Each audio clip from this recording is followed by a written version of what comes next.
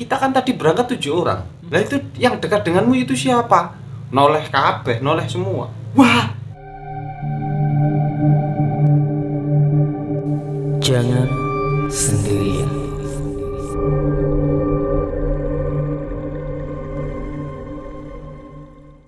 Assalamualaikum warahmatullahi wabarakatuh. Waalaikumsalam warahmatullahi wabarakatuh. Om Swastiastu, Namo Buddhaya. salam kebajikan, mantap. Kali ini kita kedatangan tamu dari jauh, dari Wonosobo, namanya Mas Sadat.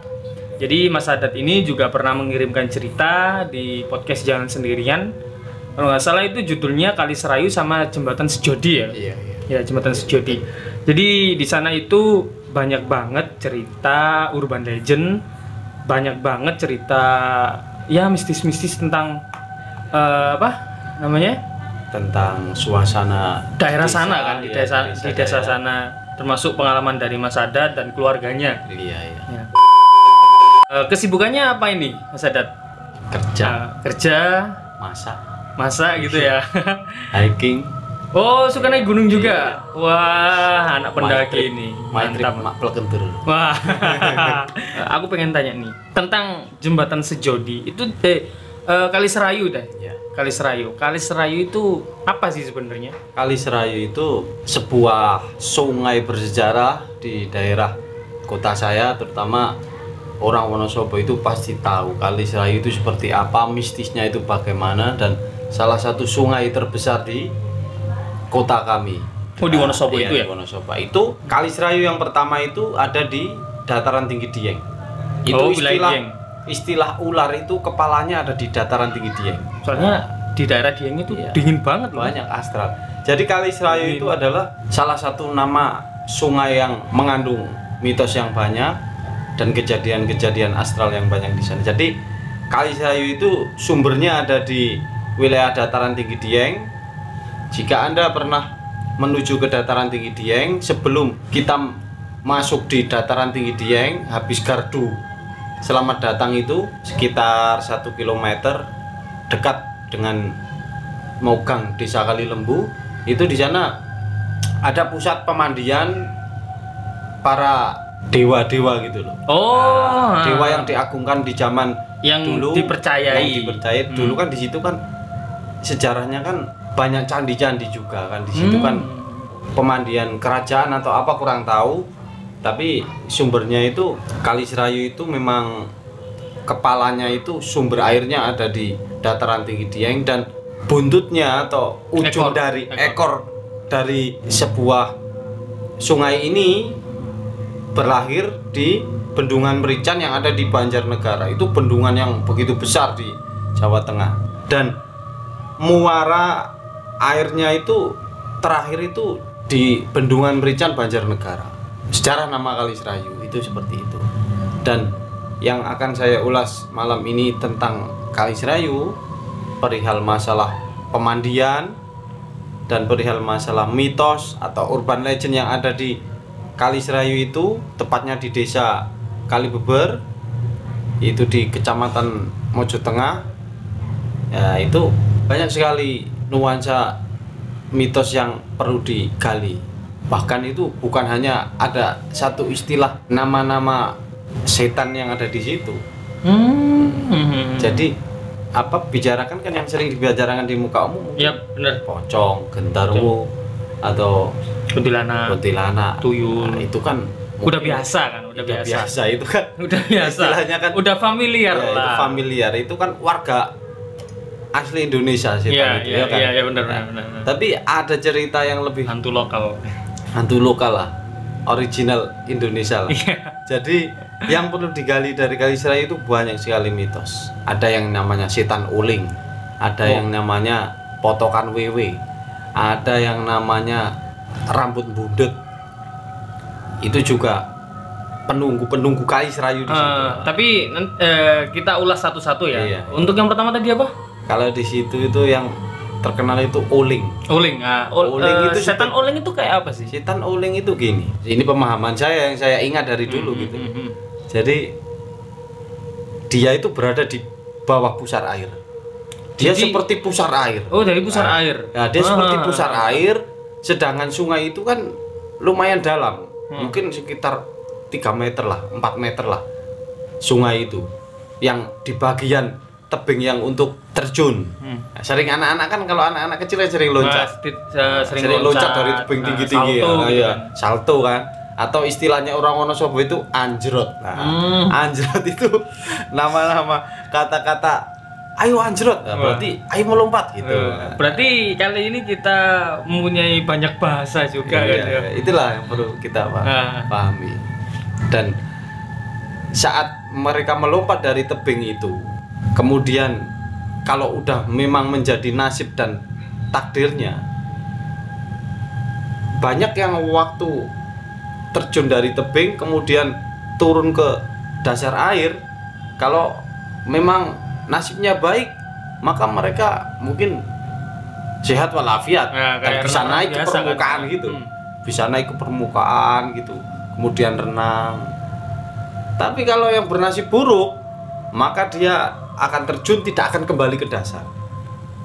Memangnya di situ kedalamannya berapa sih? Ya sekitar 4 meter itu. Wih, iya, makanya anak kecil itu 4 meter. Gila. Saya itu pernah terjun, bluk, sampai dasar itu kena batu, pernah. Ini bekasnya ada di sini nih. Nah ini. Anjir. Ini bekasnya dulu waktu 4 kecil. meter, cuy. 4 meter. Kadang posisi kita kalau salah, maka yang akan jatuh kadang sikutnya, kadang kakinya, kadang kepalanya. Wih. Kadang kalau salah terjun itu bukan kepala sih, tapi wajah itu pasti memerah kalau naik dari permukaan kan. Iya. Saya ulas lagi, kembali ke tema, apa itu yang dinamakan Sitan Uling. Ya, dia adalah makhluk astral yang berada di dasar sungai, yang seperti pusaran air, dan dia akan menyedot korbannya, kemudian nggak tahu dia dibawa kemana dan nggak tahu ditemukan mayatnya di mana.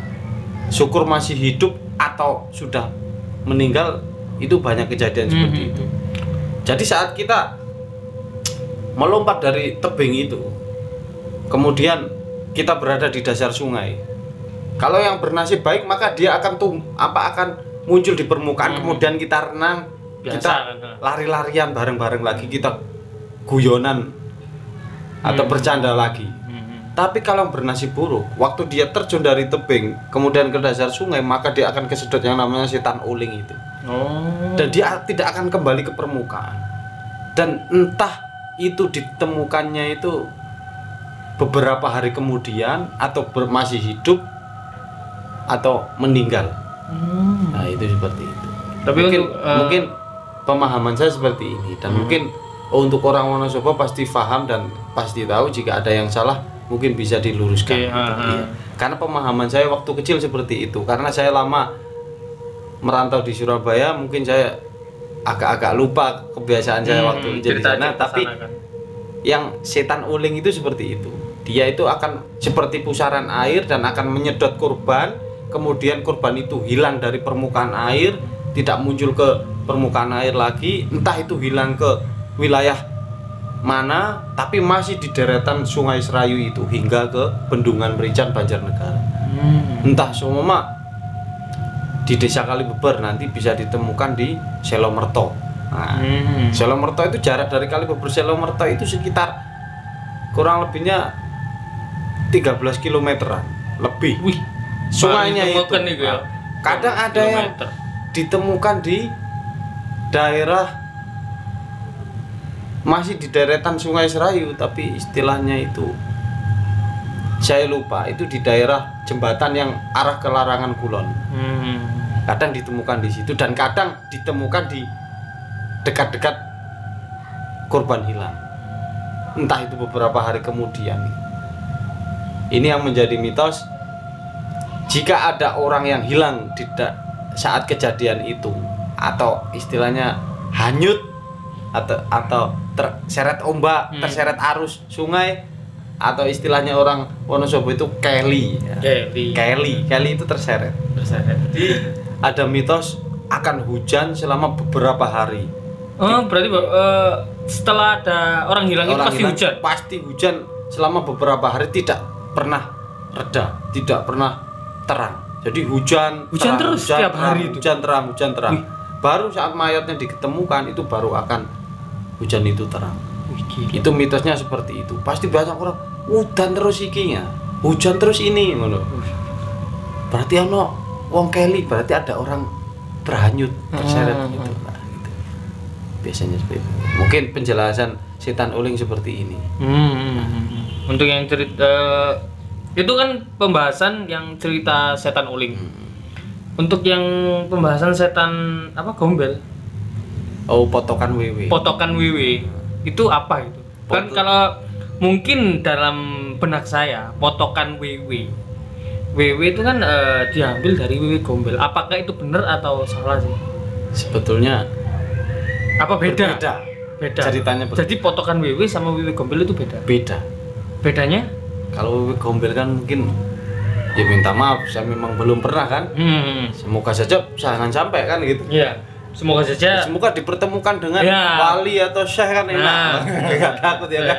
Kalau bertemukan dengan makhluk seperti itu kan ya dijak ngopi ini loh. Nah, dijak ngopi terus malu diajak ke sini gitu kan. Potokan wewe itu masih ada di sekitar cerita Sungai Serayu juga. Adapun di sungai-sungai yang lain itu istilah Berarti potokan. masih makhluk itu masih satu tempat dengan apa? Ya enggak satu Di tempat Kali tapi Serayu itu, bukan?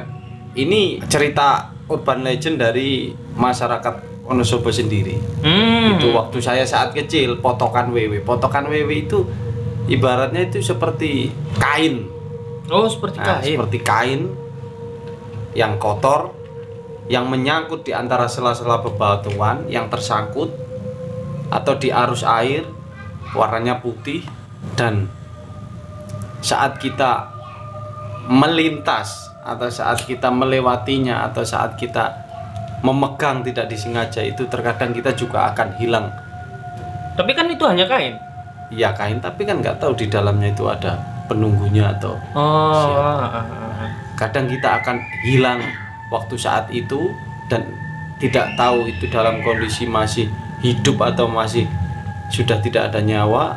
Itu biasanya akan hilang dan bukan di lokasi itu, akan diketemukan di lokasi yang lain. Berarti sama kayak setan uling tadi berarti. Iya kayak gitulah istilahnya seperti itu. Tapi satu tempat. Iya, kadang dalam kondisi tidak tersadar sudah ditemukan di wilayah lain kadang gitu. Anjir.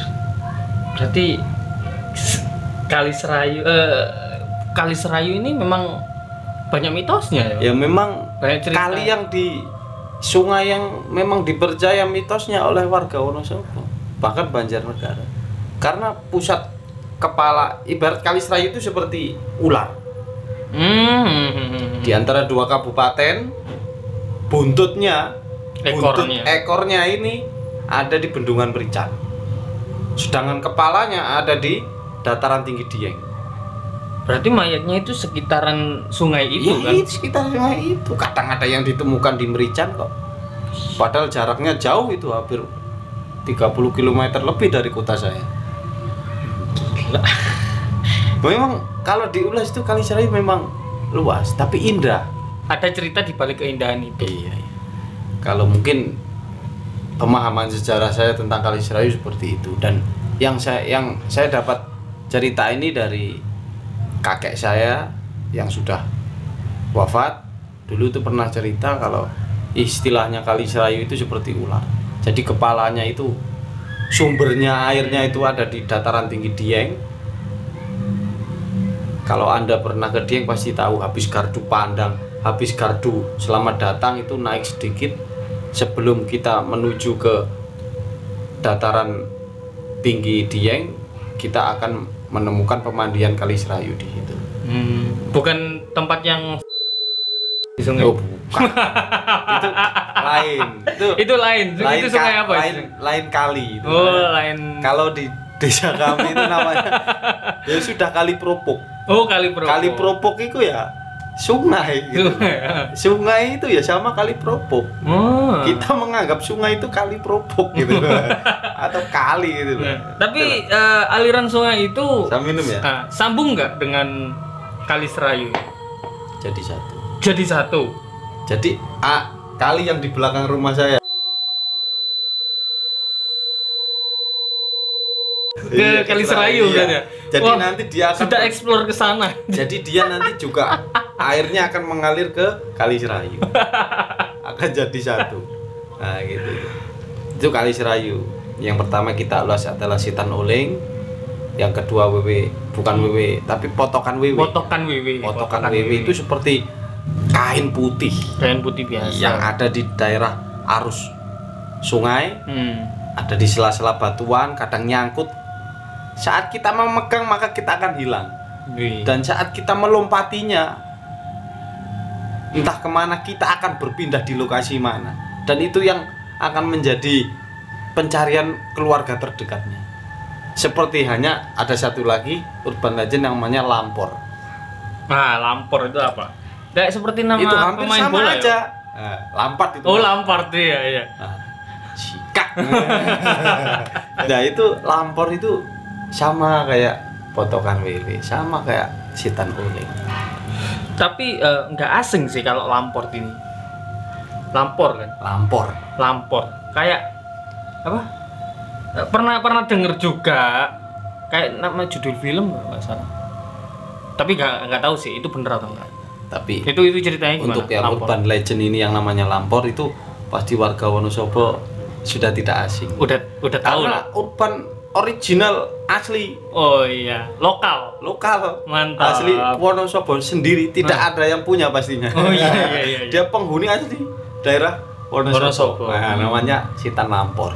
Apa itu Sitan Lampor? Sitan Lampor itu saya belum mengalami, tapi teman saya waktu kecil sudah pernah mengalami dan cerita kepada saya.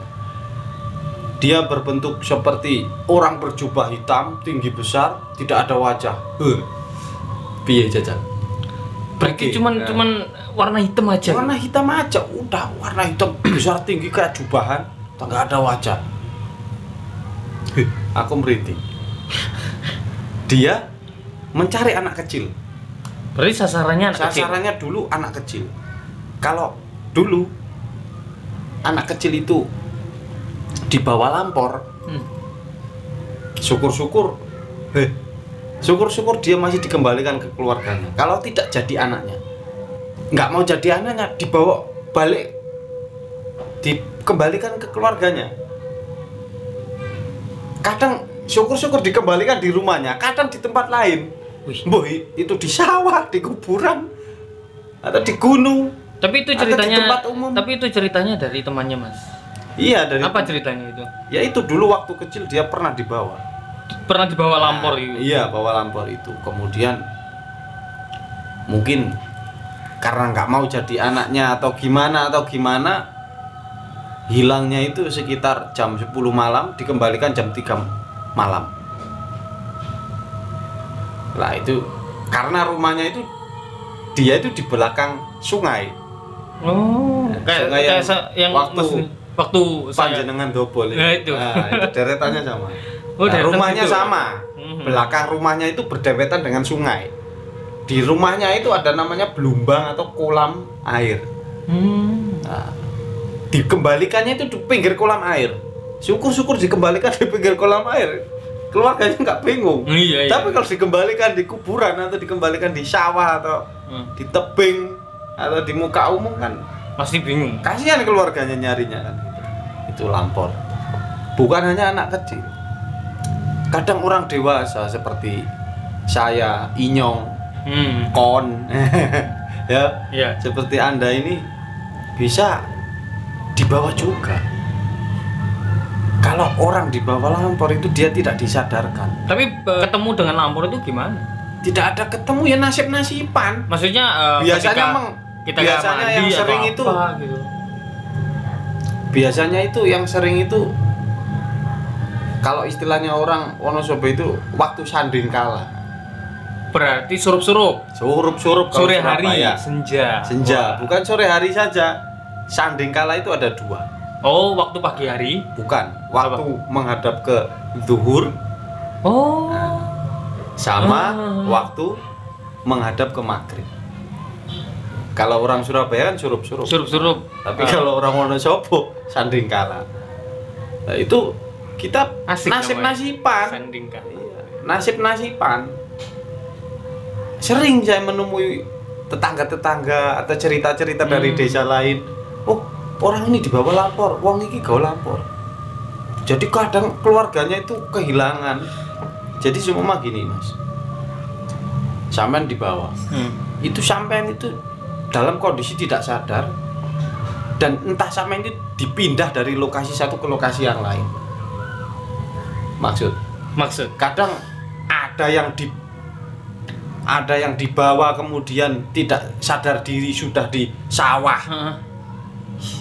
Ada yang dibawa sudah tidak sadar diri di daerah lain yang jauh dengan rumahnya.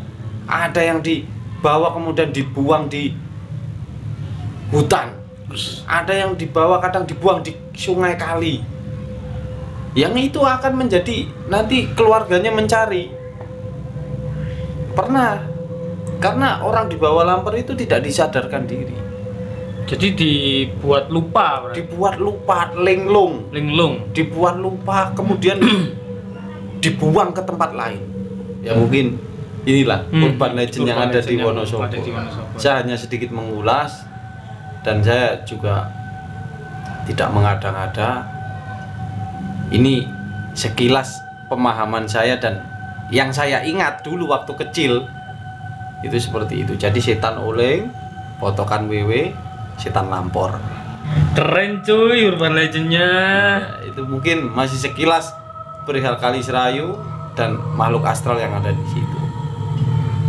Dan sering saya waktu mandi itu saya pernah mengalami yang namanya rambut bundet. Nah ini, jadi ini ada lagi nih. Setelah setan oleng, bundet, potokan wewe, lampor, rambut bundet. Rambut bundet itu kalau istilah rambut Indonesia kan ini kan rambut. Iya, rambut panjang. Bundet itu kan berbelit. Berarti kan berbelit. Iya. Maksudnya kan bundel kalau orang Surabaya. Kalau Indonesianya itu rambut apa ya namanya? Berbelit. Lah itu ada di dasar sungai. Sungai itu tadi. Sungai Serayu juga. Anjir. Waktu saya mandi di situ. Jadi komplit warga di situ itu domisilinya banyak. Ya kan? Penasaran jadi ada setan uling, ada rambut bundet, ada potokan wewe, ada lapor. Itu urban legend yang ada di Wonosobo. Orang Wonosobo pasti paham. Kalau rambut bundetnya itu saya pernah mengalami kalau saat di dasar sungai kita renang atau kita jalan, itu kita merasakan seperti terlilit dan kita tidak bisa bergerak dan tidak sadar diri. Jadi seperti dia di dasar sungai, habis itu seperti kaki kita terlilit kayak benang. Kita tidak bisa jalan, tidak bisa renang, kita berdiam diri. Kadang kalau akhirnya tenggelam, meninggal. Tapi kalau ada teman yang masih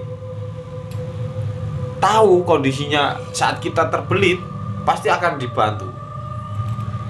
Dan saya pernah mengalami saat terbelit itu memang kondisinya, nafas itu tersenggah-senggah, ngos-ngosan. Nafas itu dengan keadaan bingung, keadaan takut, keadaan ingin lari, menyelamatkan diri sebisa mungkin. Saya pernah mengalami itu. Rambut bundet. Jadi dia itu saat kita terlilit, itu tadi kita dalam keadaan bingung, takut, ingin cepat lari, cepat lepas, nafasnya terengah-engah, ngos-ngosan lah istilahnya gitu. Hawane takut, dan kita cepat-cepat renang menuju di pinggir. Cepat-cepat kita renang menuju di pinggir. Karena itu memang luas. Lokasinya, sungainya itu memang luas dan dalam gitu. Ada pemandian air hangat dan ada pemandian air dingin. Yang di pemandian air dingin itulah makhluknya. Banyak berarti sekali. Di pemandian air panas ada, air dingin ada. Anjir. Ini sekilas. Itu ibaratnya kita itu tawuran sama setan. Iya. Jadi kita itu di situ ganggu hidupnya makhluk-makhluk di situ seperti itu juga. kan. Makanya kita harus dimanapun kita harus jaga sopan santun, amit atau salam itu kita insya Allah selamat. Benar. Tapi kan nasib-nasiban seperti itu. Harus permisi dulu permisi dulu. Dan kita harus sering ingat baca doa juga. Ini kemarin waktu saya pulang bulan kemarin, adik saya ini yang cerita.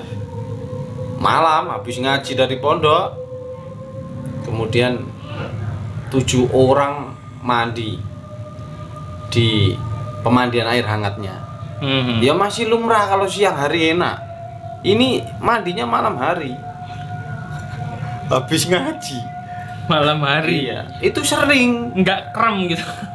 Ya gimana lagi, karena di kondisi geografis kami kan di dalam suhu dingin di bulan Juni sampai September itu. Memang dingin-dinginnya itu kan akhir Juli sampai awal September. Akhir September. Kadang Oktober juga masih suhu ekstrim. Apalagi warga yang hidup di Dieng, mereka akan merasakan sampai nge-es kan dulu ada beritanya iya. nge-es gitu kan. Iya, jadi memang betul itu suhu -3 sampai -5, -0 sampai -5 itu setiap bulannya seperti itu. Memang kondisi geografis iklimnya seperti itu. Waktu kita naik di Gunung Perahu itu masih ingat kan? Ya, itu waktu Anda naik di Gunung Perahu. Iya, Nah, itu Anda merasakan sendiri -3 kan. Iya. Seperti apa? Sleeping bag sampai tembus. Sumpah dinginnya sampai ke tulang cuy. Sampai ke tulang. Ya itulah. Nah, Wonosobo, negeri di atas awan. Di atas awan dan juga diakui juga Indonesia kan. Indonesia kalau paling dingin itu. Paling dingin dan ya Irian Jaya mungkin paling dingin. Irian Jaya paling dingin. Kalau mungkin di Jawa. Kalau di Jawa mungkin suhu terekstrim ada di Dieng. Di Dieng. Iya. Dan di situ adalah banyak sekali pendakian dan summit untuk para pecinta pendaki. Kan di situ ada MT Sindoro, Gunung Sindoro, MT Sikonir, ada MT Bismo, MT Kembang, MT Perahu. Banyak lagi pendakian di sana. Sumbing juga. Jadi di pemandian air panas itu saat pulang ngaji, adik saya itu bersama teman-teman udah menjadi kebiasaannya anak pondok. Kadang malam hari, sore hari, pagi hari itu hobinya angum atau berendam di air hangat. Mau berangkat sekolah angum. Jadi disempet-sempetin itu. Mau sore hari pulang kerja, pulang sekolah angum. Jadi pemandian itu rame terus. Oh, rame terus. Tapi ya itu mistis gitu. Tapi malam hari pun juga banyak. Tapi meskipun rame, kan pasti ada yang tahu. Misalnya ada yang tenggelam atau hanyut atau nggak ditemukan, pasti kan tahu teman-temannya ya, atau teman-temannya yang sadar semua. Kita bawa teman 4, kemudian waktu pulang kok kita cuma 3 orang, berarti satunya itu yang perlu dipertanyakan. Kadang hilang seperti itu. Apalagi mereka-mereka yang notabene bukan asli warga situ, yang jadi tidak tahu kan adatnya, ya kan, yang nggak tahu tata caranya gimana. Itu yang sering seperti itu. Dan mohon maaf, karena yang sering terbawa anak-anak pendatang juga, bukan asli warga situ. Jadi lebih ke pendatang deh. Karena nggak tahu ada tata caranya, kita salam permisi atau gimana. Kalau udah menjadi nasibnya ya udah, entah itu dibawa potongan wewe atau sitan uling atau rambut budet atau lampor, nggak tahu gitu. Jadi kan di setiap tempat kan kita harus permisi. Ya permisi. Meskipun bukan hanya tempat, jembatan pun juga kan kita disarankan klakson kalau nggak salam. Karena di setiap tempat kan pasti ada yang nunggu itu kan. Kita hidup di dunia ini kan bersandingan, ya kan. Dengan belakang kita kan ada. Pasti. Tahu kan kita. Pasti. Ya kan? Nah, makanya itu kemarin saya sedikit cerita adik saya waktu pulang dari ngaji bersama anak-anak pondok itu kan angum mandi malam hari, kita habis isya jam 8 mungkin, berangkat 7 orang. Katanya kalau ganjil itu tidak boleh, ya kan? Ganjil itu tidak boleh, harus genap. perasaan kita naik perahu ganjil. Ya, tapi kan sehat walafiat. Oh, ya. Karena semua kan, saya juga ke iya. Argopuro juga Iya. orang 3. Kan karena semua hidup kita kan mengatur Allah. Iya benar. Kita hanya sekedar wayang dan jalan hidup kita udah ditentukan. Nasib baik nasib buruknya ya kan. Iya. Cuma hanya waktu itu katanya 7 orang. Berangkat tidak. Ini ganjil ini. Masih bingung berarti? Bingung. Ini ganjil ini. Kok apa nanti ada apa-apa. Bingung tapi diterabas aja. Jalan udah malam itu. Lewat jalan lumayan jauh dan curam karena itu memang kita berada di dataran, kemudian kita turun, sungainya itu di bawah. Jalan sepi. Cuman 7 orang itu aja. Iya, adik saya dan teman-temannya. Habis itu singkat cerita mandi diterabas saya. Udah di Jam berapa itu? ya sekitar jam 8 lebih. Jam 8 malam. Waktu itu sampainya mau masuk ke pemandian itu antara yakin mandi enggak, angum enggak, pulang enggak. Nah, tapi mereka wis rame-rame. Akhirnya udahlah mandi aja gitu. Saat mandi beberapa menit ya udah nyatanya dingin kan, ya udah kita fokus kebiur air gitu, anget sambil bercanda gitu. Selang beberapa menit kita mandi itu hanya 7 orang, tidak ada orang di situ. Jadi 7 orang aja. Iya. Dan temannya yang dekat di pinggir kali, pinggir sungai itu dijajari sama 1 orang yang katanya wajahnya itu hancur. Yang ditanya itu diam aja. Anjir merinding. Iya. Yang ditanya itu diam aja, nggak ada jawaban, nggak ada apa-apa. Kemudian sadar diri bilang, kita kan tadi berangkat 7 orang. Terus yang ini siapa? Gitu. Lah itu jajarnya siapa? Lah itu yang dekat denganmu itu siapa? Noleh kabeh, noleh semua. Wah, langsung melarikan diri. Udah. Jadi ya udah kata mandi kan udah pakai seadanya. Udah sarung, ada yang pakai sarung, ada yang nggak celonan, lari udah menyelamatkan diri sendiri. Udah nyampe atas baru cerita ternyata itu makhluk astral yang ada di situ. Apa namanya itu makhluk astralnya? Kurang tahu kalau itu. Oh, kurang tahu. Ya, itu mungkin penampakan yang menunggu di situ gitu. Karena mungkin itu teguran. Iya, teguran. Mungkin kita jangan sembrono, kita tetap salam dan kita juga. Dan saat itu katanya itu di malam Jumat gitu loh. Iya, katanya di malam Jumat. Jadi habis ngaji punya niat angum, berendam air hangat, air panas karena kondisinya dingin gitu loh. Ya kemarin diceritakan sama adik saya. Kalau saya belum mengalami hal seperti itu waktu mandi terus ada makhluk di sampingnya, saya belum mengalami. Cuma kalau yang di dasar sungai air dinginnya itu banyak kejadian di situ. Bahkan di pinggir-pinggirnya kan itu ada tebing-tebing tinggi dan seperti gua. Banyak sekali penampakan ada yang orang pakai baju putih, rambutnya panjang, dia berdiri tidak menempel tanah. Berarti kan setan. Kadang seperti itu. Meskipun siang kadang menampakkan. Wih, iya banget. Familiarnya banget. Apa namanya? nggak istirahat, Neng. Iya. Ya mungkin seperti itu, kadang seperti itu. Saya juga sering pernah seperti itu. Kalau udah melihat seperti itu pasti kena sawan. Sawan itu kalau dalam bahasa Jawa itu kena apes, sakit atau apa pasti itu. Ya itulah ulasan saya tentang Kali Serayu yang banyak mengandung mistis dan keindahan alam, dan juga banyak cerita dan juga banyak cerita mistisnya di situ. Karena memang Kali Serayu adalah sungai yang sangat terkenal di Wonosobo, dan banyak cerita dan banyak kejadian dan banyak sekali manfaat juga. Ya gitu. Oke, terima kasih buat Mas Sadat sudah berbagi cerita, dan banyak banget nih tentang Kali Serayu kan.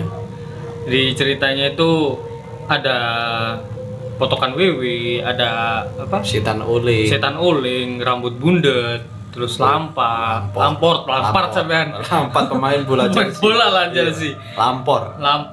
Setan lampor. Ya mungkin kalau buat kalian yang penasaran kepengin ke Kali Serayu bisa main-main, tapi semoga tidak bertemu dengan mereka lah.